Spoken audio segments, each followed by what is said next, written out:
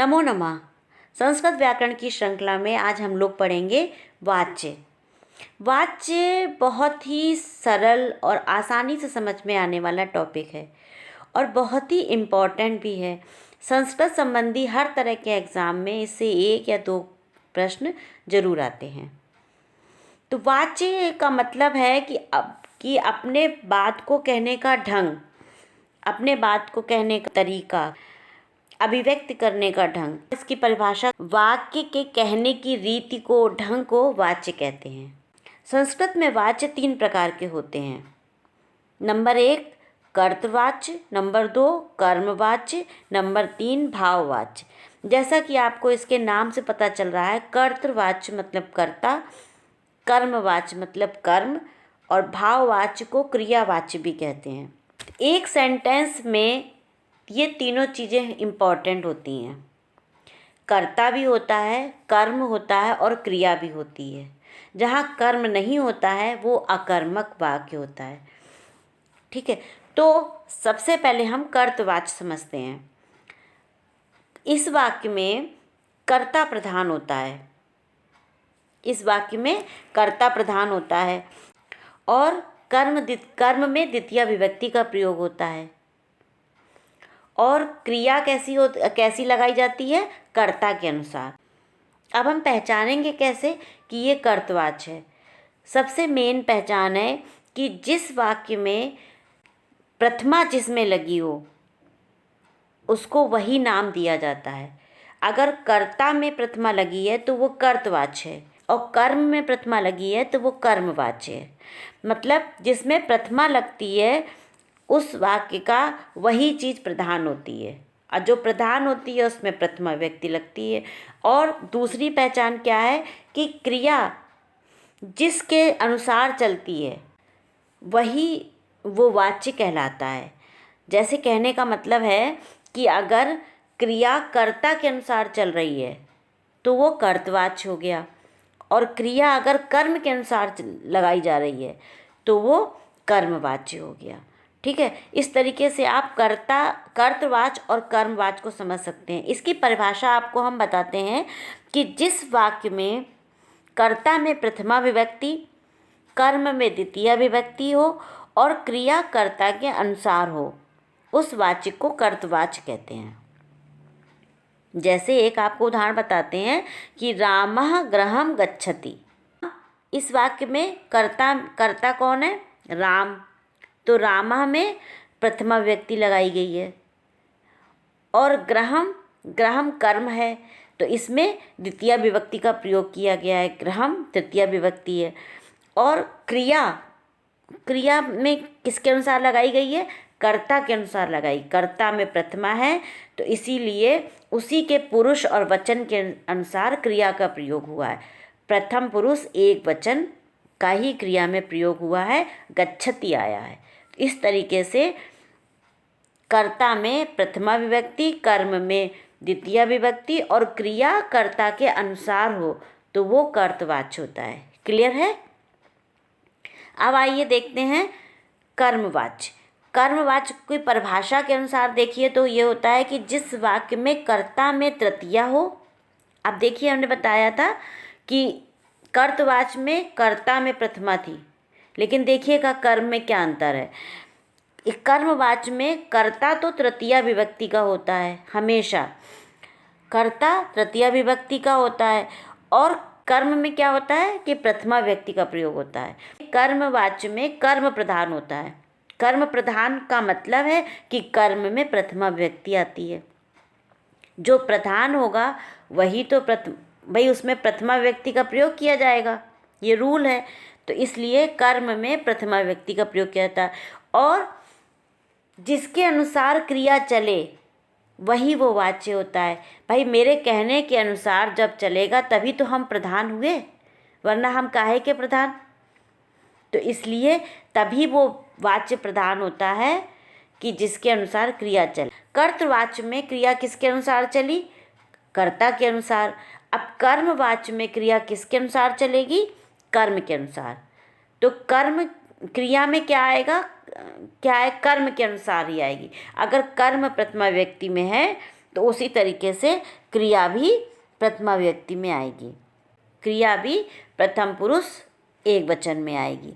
देखिए जैसे एक उदाहरण है, मेरे द्वारा गांव जाया जाता है, तो मया ग्रामः गम्यते। इस वाक्य में कर्ता क्या है? मैं, मेरे द्वारा या मैं, तो इसमें तृतीया विभक्ति का प्रयोग हुआ है, तो इसमें मया आ गया। मेरे की तृतीया विभक्ति में क्या आएगा? मया। और कर्म कौन क्या है? गांव, तो गांव में क्या आएगा? गांव में प्रथमा विभक्ति आई है, तो ग्रामः आ गया। और क्रिया किसके अनुसार आएगी? कर्म के अनुसार आएगी। तो जब कर्म में प्रथमा विभक्ति है तो इसकी क्रिया में जाया जाता है तो क्या लगाएंगे? गम्यते। इसमें कर्म में आत्मने पद में रूप चलते हैं, तो इसमें क्या आएगा? मया ग्रामः गम्यते। एक सेंटेंस और है कर्मवाचक का, जैसे रामेण गृहं गम्यते या विद्यार्थिना पाठा पठ्यते। अब विद्यार्थी, इसमें तृतीया विभक्ति का प्रयोग हुआ है और कर्म में प्रथमा विभक्ति आई है पाठा। क्रिया किसके अनुसार आई है? कर्म के अनुसार आई है। तो पाठा की तरह प्रथमा एक वचन आया पठ्यते, पठ्यते, पठेते, पठ्यन्ते। इस तरीके से रूप आत्मनेपद के चलते हैं। ठीक है, तो कर्तवाच और कर्मवाच आपको समझ में आ गया होगा। अब पढ़ते हैं भाववाच। भाववाच को क्रियावाच भी कहते हैं। यह वाक्य केवल अकर्मक क्रिया से ही होता है, इसमें कर्म नहीं होता है। जिसमें कर्म नहीं हो उसको समझ लेना चाहिए, ये क्या है? भाववाच्य है। ये केवल कर्ता और क्रिया के द्वारा सेंटेंस पूरा होता है। जिस वाक्य में कर्ता में तृतीया विभक्ति हो और क्रिया प्रथम पुरुष एक वचन में रखी जाती हो, इसमें कोई रूल नहीं है, क्रिया स्वतंत्र रहती है। क्रिया चाहे कर्ता किसी भी विभक्ति का हो, लेकिन क्रिया हमेशा प्रथमा पुरुष एक वचन की ही आएगी। इसमें क्रिया स्वतंत्र है, इसीलिए इसका नाम क्रियावाच्य या भाववाच्य है। तो इसकी परिभाषा क्या है कि यह वाच्य केवल अकर्मक क्रिया से ही होता है। अकर्मक का मतलब जिसमें कर्म नहीं हो। और दूसरी पहचान क्या है कि जिस वाक्य में कर्ता में तृतीया हो और क्रिया प्रथम पुरुष एक वचन में रखी जाती हो, उसे भाववाच्य कहते हैं। जैसे मैं सोता हूँ, इसमें कर्म नहीं है, कर्ता है मैं और सोता हूँ मतलब क्रिया है। तो यहाँ पर क्या आएगा? मैं कर्ता है तो इसमें क्या आएगी? तृतीया विभक्ति आएगी। तो इसमें तृतीया विभक्ति में क्या रखा जाएगा? मया सुप्यते, सुप्यते, सुप्येते, सुप्यन्ते। तो इसमें लेकिन इसमें प्रथम पुरुष एक वचन ही आएगा, इसलिए मया सुप्यते लगाया जाएगा। इसको और क्लियर करने के लिए बताते हैं कि भाववाच में कर्ता किसी भी लिंग और वचन का हो, लेकिन उसकी क्रिया में एक वचन ही होगा और इसमें कर्म का अभाव होता है। एक उदाहरण और बताते हैं, जैसे रामाभ्याम हस्यते। अब रामाभ्याम द्विवचन है और विभक्ति कौन सी है? षष्ठी विभक्ति है। तो इसमें क्या आएगा? लेकिन क्रिया प्रथमा एक वचन की आएगी, हस्यते ही आएगा। चलिए फिर से एक शॉर्ट में एक बार तीनों वाच्यों के बारे में बताते हैं। कर्तवाच में कर्ता प्रधान होता है, कर्मवाच में कर्म प्रधान होता है और भाववाच या क्रियावाच में क्रिया प्रधान होती है। प्रधान का मतलब है कि जिसमें जो वाच्य हो उसमें उसका प्रथमा व्यक्ति का प्रयोग किया जाता है। जैसे कर्तवाच में कर्ता में प्रथमा व्यक्ति होती है, कर्मवाच में कर्म में प्रथमा व्यक्ति होती है और क्रियावाच या भाववाच में क्रिया में प्रथमा व्यक्ति होती है। क्लियर? सबसे पहले क्वेश्चन आता है कि वाच्य क्या होते हैं, तो आप क्या बताएंगे कि कहने के ढंग को या वाक्यों को कहने की रीत को वाच्य कहते हैं। और पूछा जा सकता है कि वाच्य कितने प्रकार के होते हैं, संस्कृत में वाच्य कितने प्रकार के होते हैं, तो बताना होगा वाच्य 3 प्रकार के होते हैं। नंबर 1 कर्तवाच, नंबर 2 कर्मवाच, नंबर 3 भाववाच। और ये भी फिर ये पूछा जा सकता है कि कर्तवाच्य में क्या प्रधान होता है। तो कर्तवाच्य में कर्ता प्रधान होता है, कर्मवाच्य में कर्म प्रधान होता है और भाववाच्य में क्रिया प्रधान होती है। और जो प्रधान होता है उसी में उस प्रथमा व्यक्ति का प्रयोग किया जाता है। इस तरीके से आपको तीनों वाच्य समझने चाहिए। वाच्य परिवर्तन करिए। तो कर्तवाच्य को कर्मवाच्य में जैसे बदलना हो तो उसके कुछ नियम होते हैं। नंबर 1 नियम कि कर्मवाच्य को क्रिया सदैव आत्मनेपद में आती है। जैसे कर्तवाच्य का सेंटेंस दिया गया है और हमें कर्मवाच्य में बदलना है, तो एक नियम ये होता है कि कर्मवाच्य की क्रिया हमेशा आत्मनेपद में आती है। देखिए, ये 2 तरह के रूप चलते हैं, धातु रूप होते हैं, एक परस्मै पद और एक आत्मनेपद। नंबर 2 नियम ये है कि कर्तवाच्य के कर्ता को तृतीया विभक्ति में और कर्म को प्रथमा विभक्ति में बदलकर रखा जाता है। ठीक है।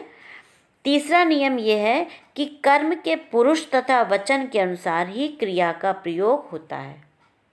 जब हम कर्तवाच्य को कर्मवाच्य में बदलेंगे तो कर्म के पुरुष और वचन के अनुसार ही क्रिया को बदल देंगे, क्रिया का प्रयोग करेंगे। नंबर 4 नियम यह है कि अकारांत धातुओं में आ, ए, ऐ, ओ, औ का हमेशा क्या ई बनाकर रूप बनाते हैं। जैसे पा, दा, धा, भा, स्था, गा, ये जो रूप होते हैं इनको क्या बदल देंगे, पी, दी, धी, भी, स्थि, गी, इस तरीके से रूप बनाते हैं। जैसे क्या बनेगा, पा का पीयते, दा का दीयते, स्था का स्थीयते, गा का गीयते, इस तरीके से रूप बनाते हैं। 5वां नियम क्या है, यदि धातुओं के आदि में, मतलब आदि मतलब पहले, या व रा आदि आए तो कर्मवाच्य में जब बदलेंगे तो या का ई और वा का ऊ हो जाता है। जैसे यज से इज्जते हो जाएगा और वस से उस्सते हो जाएगा। या का ई हो जाएगा और वा का ऊ हो जाता है। ठीक है। जिन धातुओं में अंत में ह्रस्व ई या ह्रस्व ऊ होता है तो कर्मवाच्य में ई से ई कर देते हैं और ऊ से ऊ, बड़ा ऊ हो जाता है। जैसे जी का जीयते हो जाएगा, ची का चीयते हो जाएगा, श्रु का श्रूयते हो जाएगा और स्तु का स्तुयते हो जाएगा। इस तरीके से कर्तवाच्य को कर्मवाच्य में बदलने के ये कुछ नियम हैं। इनको आप अच्छे से लिख करके नोट डाउन करके समझिए। कर्तवाच्य को भाववाच्य में बदलने के भी कुछ नियम हैं। जैसे भाववाच्य में क्रिया आत्मनेपद में आती है, कर्ता में तृतीया विभक्ति और क्रिया सदैव लट लकार प्रथम पुरुष एक वचन की ही प्रयुक्त होती है। हमने बताया भाववाच्य में हमेशा क्रिया एक वचन में ही प्रयोग की जाएगी। और तीसरा नियम क्या है कि सर्वधातुक लकारों में धातु में यक प्रत्यय का प्रयोग होता है। कर्तवाच्य में वर्तमान काल की क्रियाओं को यदि कर्मवाच्य में परिवर्तित किया जाता है तो क्रियाएं इस प्रकार परिवर्तित हो जाती हैं। जैसे पठति का पठ्यते हो जाएगा, लिखति का लिख्यते हो जाएगा, खादति का खाद्यते हो जाएगा, धावति का धाव्यते हो जाएगा, भवति का भूयते हो जाएगा, करोति का क्रियते हो जाएगा। इस तरीके से ये परिवर्तन हो जाता है। तो वाच्य आपको समझ में आ गए होंगे। अगर आपको ये वीडियो पसंद आए तो इसे लाइक करें, ज़्यादा से ज़्यादा शेयर करें एंड सब्सक्राइब करें। धन्यवाद।